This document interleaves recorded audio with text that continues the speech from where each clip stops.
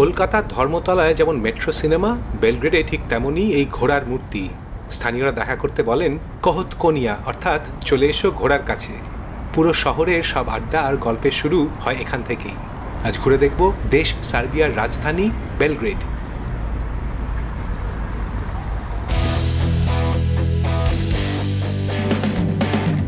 নমস্কার এবং স্বাগত ভূপর্যটকের চ্যানেলে।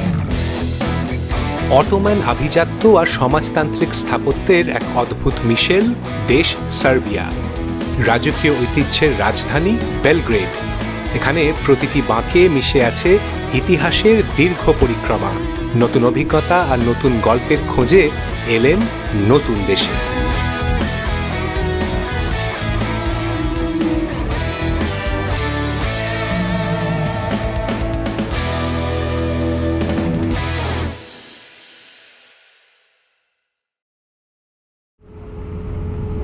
প্লেনের চাকা ছুঁল বেলগ্রেডের নিকোলা টেসলা এয়ারপোর্টের রানওয়ে।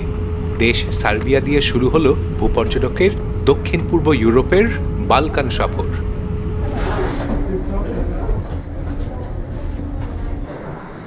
বালকান অঞ্চলের এই দেশগুলো সাধারণত আমাদের ট্রাভেল বাকেট লিস্টের শীর্ষে থাকে না, কিন্তু এখানকার ইতিহাস আর ভূপ্রকৃতির টান উপেক্ষা করা কঠিন।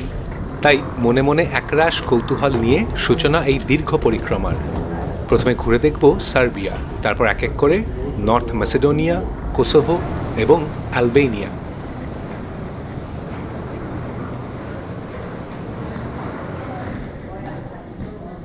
সার্বিয়ার রাজধানী এই বেলগ্রেড শহর। এয়ারপোর্ট থেকে বেরিয়ে লোকাল বাস ধরে চলে যাব হোটেলের পথে। নগদ টাকা দিয়ে হাতে লেখা টিকিট কেটে যাত্রা শুরু সার্বিয়ার।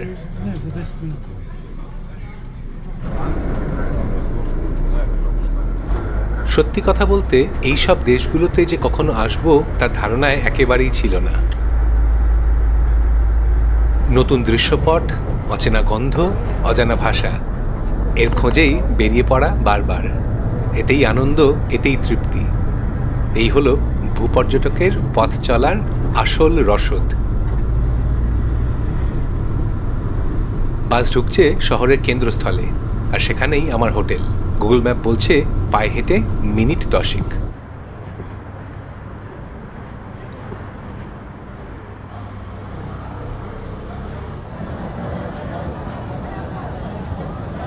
বিশ্রামের অভ্যেস খুব একটা নেই, তাই হোটেলে ব্যাগ রেখেই বেরিয়ে পড়েছি বেলগ্রেডের জমজমাট প্রাণকেন্দ্র কুনেজ মিহাইলোভা স্ট্রিট।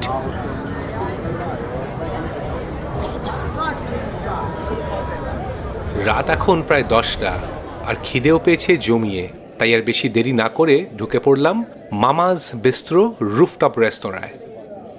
টেবিলে এসে পড়ল বেলগ্রেডের ঐতিহ্যবাহী চেভাপি, লেপিনিয়া নামক রুটির ভেতর ছোট ছোট কাবাব, সঙ্গে ফ্রাইজ। আর গলা ভেজাতে অবশ্যই স্থানীয় বিয়ার জায়চাস্কো সোয়েতলো এবং জাতীয় লিকার রাকিয়া।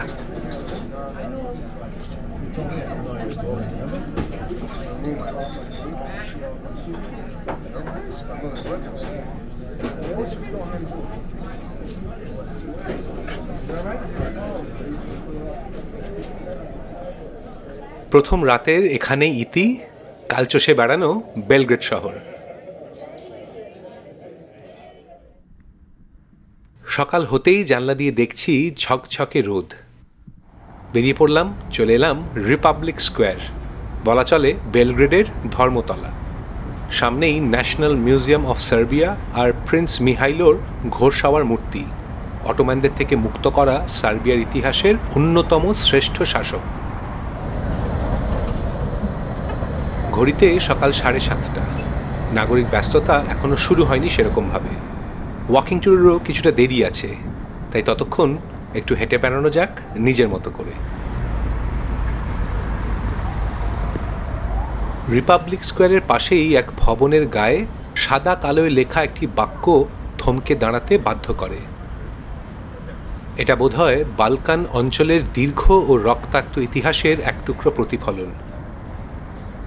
সার্বিয়ার ইতিহাস যেমন গৌরবময় তেমনই লড়াইয়ের। অটোমান সাম্রাজ্যের দীর্ঘ কয়েকশো বছরের শাসন এবং পরবর্তীতে অস্ট্রো হাঙ্গেরিয়ান সাম্রাজ্যের প্রভাব এখানকার স্থাপত্য আর সংস্কৃতিতে স্পষ্ট। 1900 সালের পর থেকেই এই দেশটি গেছে অসংখ্য চড়াই উতরাইয়ের মধ্যে দিয়ে।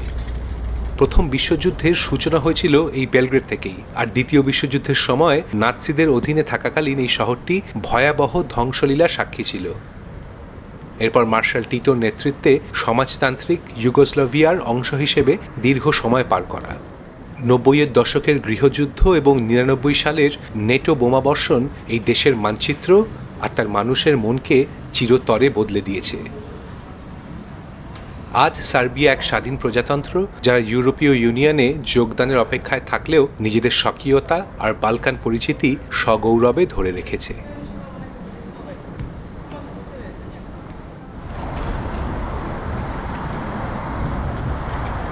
ওয়াকিং ট্যুর শুরুর আগে প্রাতরাশটা সেরে নেওয়া দরকার। বালকান অঞ্চলে বেকারির রমরমা, বিভিন্ন ধরনের মনোগ্রাহী খাবার সাজানো পরপর। তার মধ্যে নিঃসন্দেহে সবচেয়ে জনপ্রিয় মুচমুচে বুরেক। পাতলা পেস্ট্রির ভেতর চিজ বা মাংসের পুর দিয়ে তৈরি এই খাবারটি অটোমান আমলের উত্তরাধিকার। গরম বুরেকে কামড় দিয়েই শুরু হোক আজকের হাঁটাপথ।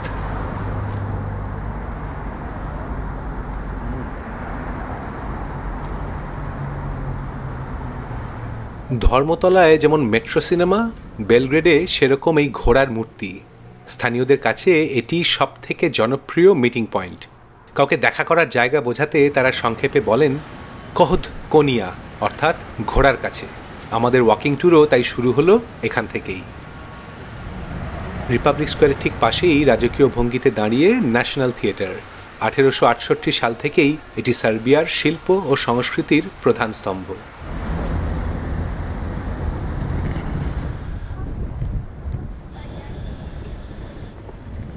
রাস্তা ধরে একটু এগিয়েই বেলগ্রেডের বোহেমিয়ান কোয়ার্টার স্কাদারলিয়া। বর্তমানে এটি শহরের নাইট লাইফের কেন্দ্র। সারিবদ্ধ রেস্তোরাঁ, ক্লাব আর ঐতিহ্যবাহী কাফানার ভিড়ে এখানে আক্ষরিক অর্থেই রাতের ঘুম ওড়ে। 19 শতকের শেষ দিকে চিত্রটা ছিল অন্যরকম। তখন এখানে কবি, সাহিত্যিক আর ভবঘুরে শিল্পীদের আড্ডা বসত। রাস্তার ধারে কবি জুরা জাকসিচের মূর্তিটি আজও সেই আড্ডার আবহ খানিকটা ধরে রেখেছে।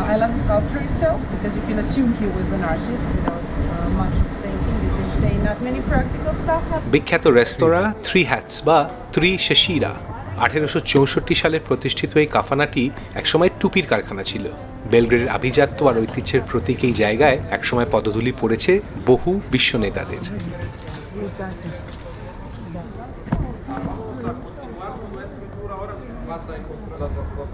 রাস্তার ধারে সাজিয়ে রাখা সমাজতান্ত্রিক আমলের জাস্তাভা বা যুগকার, হারিয়ে যাওয়া রাজনৈতিক দর্শনের এক আইকনিক অবজেক্ট।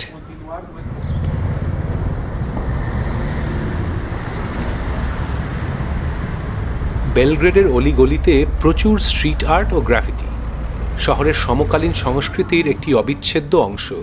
কোথাও ঐতিহাসিক চরিত্রের অবয়ব, আবার কোথাও বিমূর্ত সব ছবি মিলিয়ে স্থানীয়দের সামাজিক ও রাজনৈতিক চিন্তাধারার বহিঃপ্রকাশ। বেলগ্রেডের দেওয়ালে দেওয়ালে এক ধরনের নাগরিক শৈল্পিক বিদ্রোহের ছাপ স্পষ্ট। মূলত 90-এর দশকের রাজনৈতিক অস্থিরতা থেকেই এই গ্রাফিতি সংস্কৃতির ব্যাপক বিস্তার ঘটেছিল, যা আজও শহরটিকে একটি স্বতন্ত্র এবং আধুনিক রূপ দিয়ে চলেছে।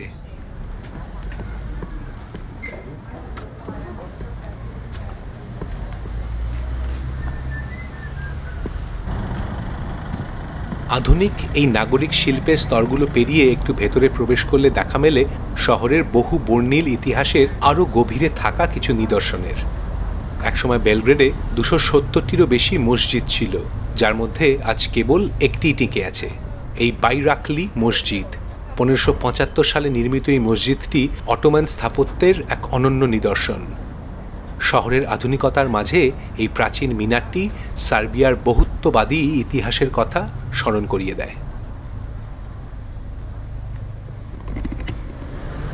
ওয়াকিং ট্যুর এবারে নিয়ে যাচ্ছে শহরের অতি পরিচিত কালমেগদানের দিকে। বেলগ্রেডের ফুসফুস এই কালমেগদান পার্ক, স্থানীয়দের অলস দুপুরযাপন আর শিশুদের ছোটাছুটি।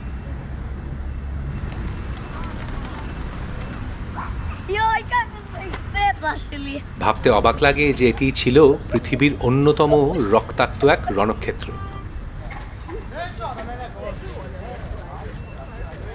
সাভা এবং দানিউব, দুই বিশালাকার নদীর মিলনস্থলের ঠিক ওপরেই দাঁড়িয়ে আছে এই ঐতিহাসিক কালমেগদান দুর্গ। মূলত দানিউব নদীর ওপারের পশ্চিম দুনিয়া আর এপারের পূর্ব দুনিয়ার মধ্যে এটিই ছিল এক সময়ের অভেদ্য সীমানা। কেল্টিক আমল থেকে শুরু করে রোমান, বাইজেন্টাইন, হাঙ্গেরিয়ান, অটোমান এবং অস্ট্রিয়ান যুগে যুগে সব পরাক্রমশালী শক্তি এই দুর্গটি দখলের চেষ্টা করেছে।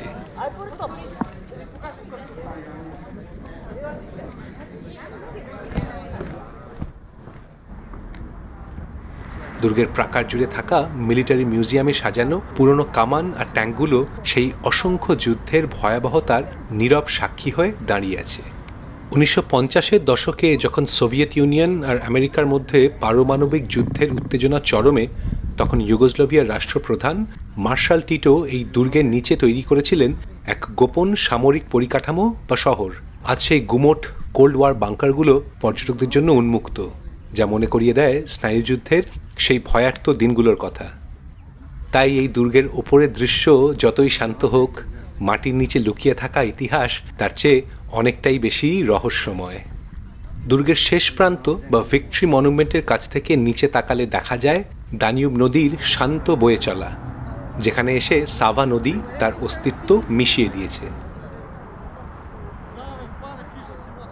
একদিকে শহরের ব্যস্ত ট্রাফিক আর আধুনিক দালান, অন্যদিকে প্রাচীন এই দুর্গের পাথুরে দেওয়াল। বেলগ্রেড যেন এখানে এসেই মিলন ঘটিয়েছে তার অতীত আর বর্তমানের।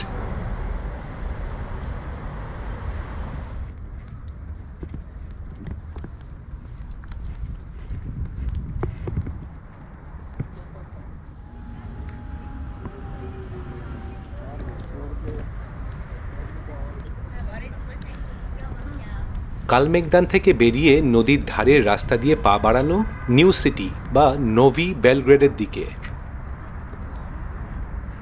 নদীর এপারের এলাকাটি সম্পূর্ণ পরিকল্পিত এবং অনেকটাই আধুনিক। সমাজতান্ত্রিক স্থাপত্য বা ব্রুটালিস্ট আর্কিটেকচারের প্রভাব এখানে স্পষ্ট।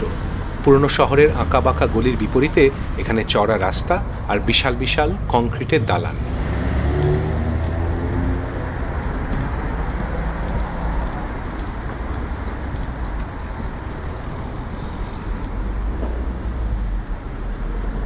পুরনো শহরের কেন্দ্রের দিকে ফিরে আসতেই নজর কাড়ে সেন্ট মাইকেল ক্যাথিড্রাল। 19বিংশ শতাব্দীর নিওক্লাসিক্যাল স্থাপত্যে নির্মিত এই চার্চটি সার্বিয়ান অর্থোডক্স খ্রিস্টধর্মের প্রধান কেন্দ্র। এর ভেতরে থাকা কাঠের কারুকাজ এবং বিশালাকার ঝাড় লণ্ঠনগুলো তৈরি করে এক গম্ভীর অথচ শান্ত পরিবেশ।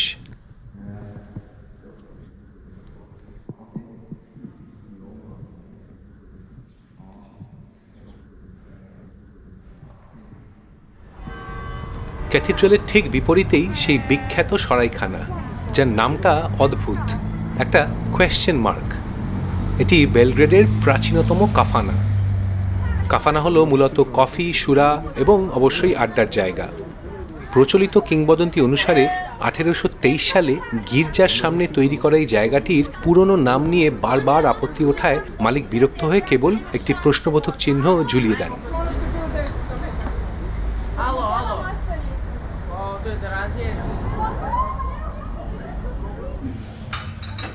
এখানকার সিগনেচার ডিশ হলো সারমা, বাঁধাকপির পাতায় মোড়ানো মশলাদার মাংস আর চালের পুর। যুগলবন্দি করে স্থানীয় ইয়েলেন বিয়ারের স্বাদ এখানকার ঐতিহ্যবাহী খাবারের অভিজ্ঞতায় পূর্ণতা দেয়। রাস্তার ধারে টেবিলে বসে চেখে দেখা সার্বিয়ান খাবার আর চোখে দেখা গির্জার মিনার।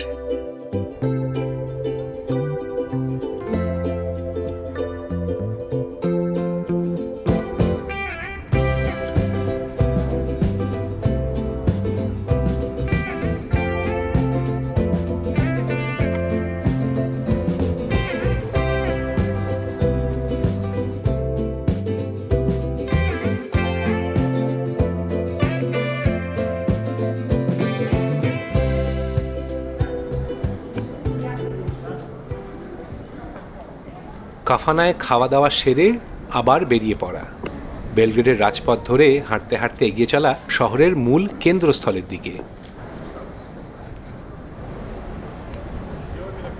দুপুরের মিষ্টি রোদে রাস্তা ধরে এই হাঁটাটা সুযোগ করে দিচ্ছে বেলগ্রেডের আধুনিক স্পন্দনকে অনুভব করার। রাস্তার ধারের ক্যাফেগুলোতে স্থানীয়দের আড্ডা আর কফির কাপে চুমুক দেওয়ার দৃশ্য বলে দেয় এই শহর যতই ব্যস্ত হোক, অবসরের সময় বের করে নিতে এরা ভোলেননি। আর কফি কালচারে বেলগ্রেড অনায়াসেই পাল্লা দিতে পারে ভিয়েনা বা রোমের মতো শহরগুলোর সাথে। উসমানীয় আমল থেকে শুরু হওয়া কফি পানের এই অভ্যেস মিশে আছে বেলগ্রেডের ডিএনএতে।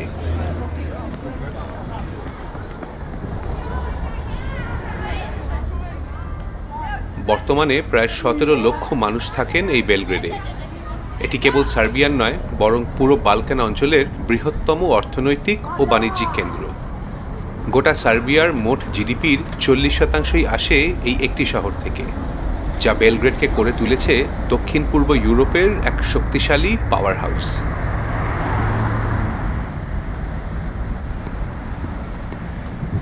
তেরাজিয়ে স্কোয়ারের দিকে হাঁটা মানে বেলগ্রেডের বিবর্তন দেখা। একসময় উসমানীয় শাসকরা এখানে জল বন্টনের জন্য বড় বড় টাওয়ার তৈরি করেছিলেন, সেই থেকেই নামকরণ এই চত্বরের। 19 শতকের শেষের দিকে এটি বেলগ্রেডের উচ্চবিত্তদের প্রধান বাসস্থান হয়ে ওঠে। স্কোয়ারের চারপাশে বিশালাকার সব হোটেল আর বাণিজ্যিক ভবনগুলো ইউরোপীয় আভিজাত্যের ছাপ বহন করে। বেলগ্রেডের প্রতিটি রাজনৈতিক মিছিলে এই স্কোয়ারটি ব্যবহৃত হয়ে এসেছে প্রধান কেন্দ্র হিসেবে।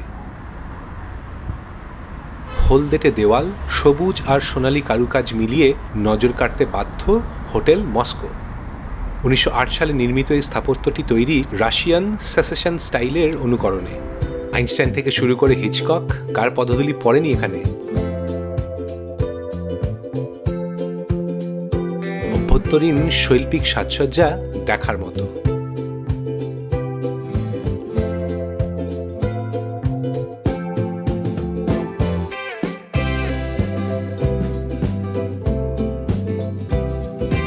হোটেলের কফি শপে বসে অবশ্যই চেখে দেখা দরকার তাদের বিখ্যাত মস্কোভা স্নিট। ফল, বাদাম আর ক্রিমের হালকা মিষ্টির মিশেলে তৈরি এই কেকটি গত 50 বছর ধরে বেলগ্রেডের ভোজন রসিকদের প্রথম পছন্দ।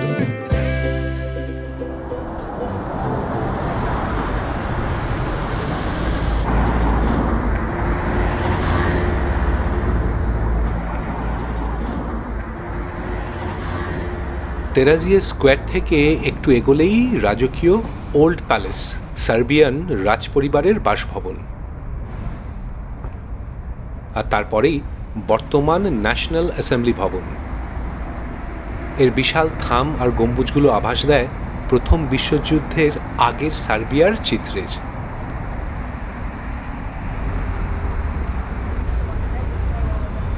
রাজকীয় ইতিহাসের আবহ ছাড়িয়ে বর্তমানের বিশ্বায়নের যুগের ব্যস্ত নাগরিক জীবন। রাস্তার ধারে স্টারবাক্সের সাইনবোর্ডটি লক্ষ্য করলে চোখে পড়ে স্টারবাক্স নামটি ল্যাটিন অক্ষরের সঙ্গে স্থানীয় সিরিলিক লিপিতে লেখা। অক্ষর মিলিয়ে দেখলে উচ্চারণের একটু ইঙ্গিত পাওয়া যায়। ভাষা আর সংস্কৃতিকে ধরে রাখার এই ক্ষুদ্র প্রয়াসটি বেশ তৃপ্তিদায়ক। তাসমাজদান পার্কের পাশেই দাঁড়িয়ে আছে বিশালাকার সেন্ট মার্কস চার্চ। শহরের আধুনিক ব্যস্ততার মাঝে হঠাৎ করে যেন সময়ের গতি কিছুটা থিতু হয়ে যায়। সার্বো বাইজেন্টাইন স্থাপত্যের এই পুনর্জাগরণটি পর্যটকদের কাছে বিশেষ পরিচিত তার ইটের লালচে রঙের জন্য। গির্জার সেই গাম্ভীর্যের সামনে দিয়ে পুরনো স্টাইলের শব্দ করে চলা লাল রঙের ট্রামগুলো সময়ের চাকা যেন পিছিয়ে নিয়ে যায় বেশ কয়েক দশক।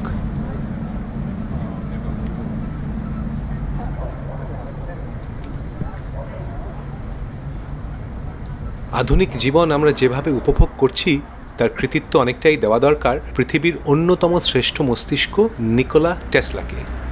এসি বিদ্যুৎ ব্যবস্থার জনক এই বিজ্ঞানী জাতিগতভাবে ছিলেন সার্বিয়ান। তার অসংখ্য উদ্ভাবনের নিদর্শন আজই মিউজিয়ামে সংরক্ষিত।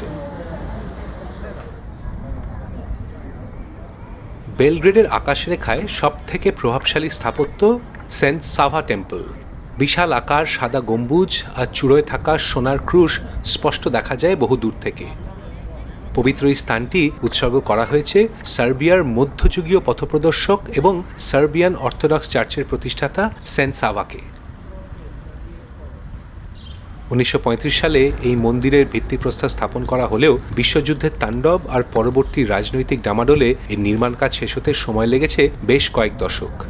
চার্চটি তাই বিংশ শতাব্দীর প্রতিকূলতার বিরুদ্ধে সার্বিয়ানদের টিকে থাকার এক সাক্ষী। ভেতরে প্রবেশ করলেই বোঝা যায় কেন একে বলা হয় মোজাইক শিল্পের এক অনন্য বিস্ময়। বাইবেলের চিত্রপট থেকে শুরু করে সেন্টদের অবয়ব সবকিছুই তৈরি কয়েক কোটি রঙিন কাচের সূক্ষ্ম কারুকাজে। সার্বিয়ানদের আত্মিক বিশ্বাস আর শৈল্পিক ঐতিহ্যের সার্থক মেলবন্ধন এই সেন্ট সাভা, যা আক্ষরিক অর্থেই দাঁড়িয়ে আছে বেলগ্রেড শহরের রক্ষাকর্তা হিসেবে।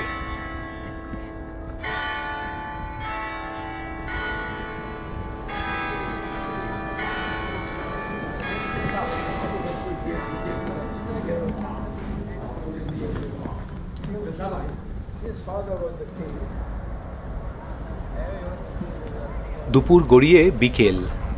এবারে হাঁটতে হাঁটতে আবার ফিরে যাব সেই রিপাবলিক স্কোয়ারের দিকে।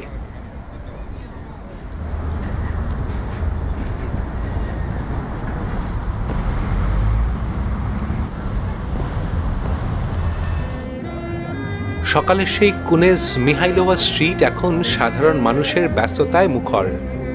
একমাত্র আমারই কোনো তাড়া নেই, কেবল চারপাশের পরিবেশটাকে অনুভব করা।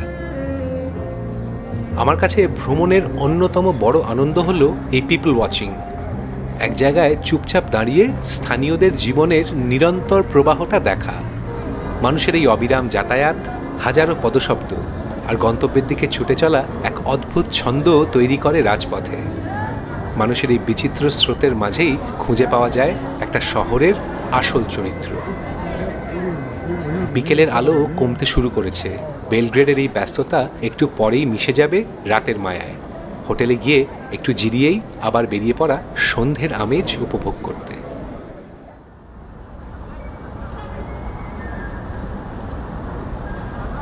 সন্ধ্যের বেলগ্রেড হাজির এক ভিন্ন জীবনবোধ নিয়ে।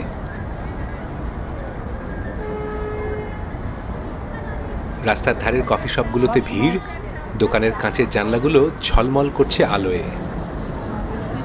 লক্ষ্য করে দেখছি যে এখানকার মানুষ পোশাকে আশাকে ভীষণ পরিপাটি আর আধুনিক, কিন্তু মেজাজে বেশ আন্তরিক।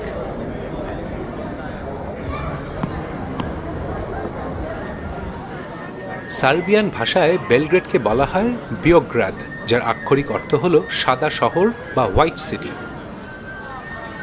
দানিউব ও সাভা নদী দিয়ে যখন প্রাচীন রোমানরা এখানে আসতো, তখন নদীর ওপর থেকে দুর্গের সাদা দেওয়াল দেখে তারা একে বলতো castle of the white city. সেই থেকেই এই নাম। যদিও ইতিহাস আর যুদ্ধের তাণ্ডবে সেই শুভ্রতা বারবার ধূসর হয়েছে, কিন্তু বেলগ্রেড প্রতিবারই নিজেকে গড়ে তুলেছে নতুন করে। দিনের বেলার সেই সাদা শহর রাতের আলোয় এক বর্ণিল ক্যানভাস। কোথাও রাস্তার গায়ক বেহালায় বিষণ্ণ সুর তুলেছে, আবার কোথাও ক্যাফেগুলোর বাইরে ক্যাজুয়াল আড্ডার ছলে বয়ে চলেছে জীবনের নানা গল্প। বেলগ্রেডকে বলা হয় ইউরোপের অন্যতম সেরা নাইট লাইফের কেন্দ্র, যার মধ্যে রয়েছে অদ্ভুত আভিজাত্য আর শিল্পবোধ। মানুষের এই স্রোতে মিশে যাওয়া, অচেনা ভাষা আর হাসির আওয়াজে কান পাতা, ভ্রমণের এই ছোট ছোট যাপনগুলোই দিনের শেষে ভূপর্যটকের আসল সম্পদ।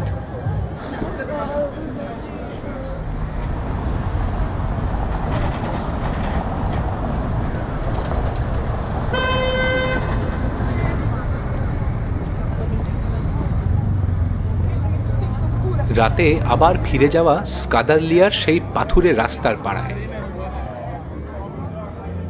এটিও এখন পুরোপুরি অন্য এক জগৎ। প্রতিটি কাফানা থেকে ভেসে আসছে ভায়োলিন আর অ্যাকর্ডিয়নের সুর। ঐতিহ্যবাহী পোশাকে গায়কেরা টেবিলে টেবিলে গিয়ে গান গেয়ে আনন্দ দিচ্ছেন ভোজন রসিকদের।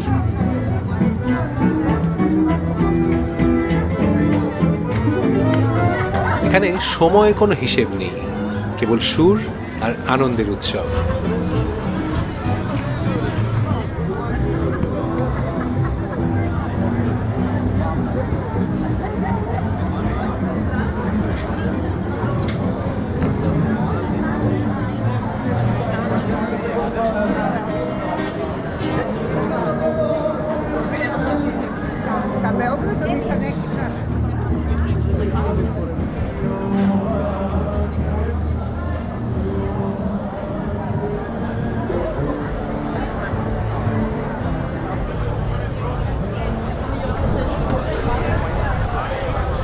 দিনের শেষে ঐতিহ্য থেকে এবার সোজা আধুনিকতায়। Belgrade waterfront. নদীর ধারের এই এলাকাটিকে সম্পূর্ণভাবে নতুন রূপে সাজানো হয়েছে। উইকেন্ড বাজার ফেস্টের কারণে সাভা পার্ক এলাকাটি আজ বেশ জমজমাট। ছোট ছোট স্টলে হস্তশিল্প আর স্থানীয় খাবারের পসরা সাজিয়ে দোকানিরা।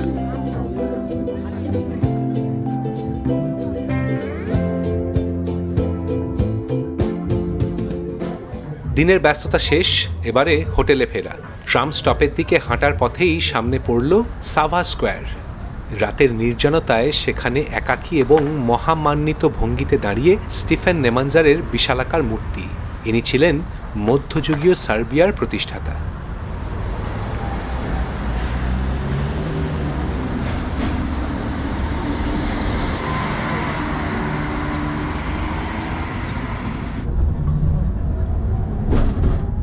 সেই পুরনো লাল ট্রামে চড়ে এবারে ফেরার পালা। জানলার বাইরের শহরের চলন্ত ছবিগুলো যেন এক একটি স্মৃতির ফ্রেম।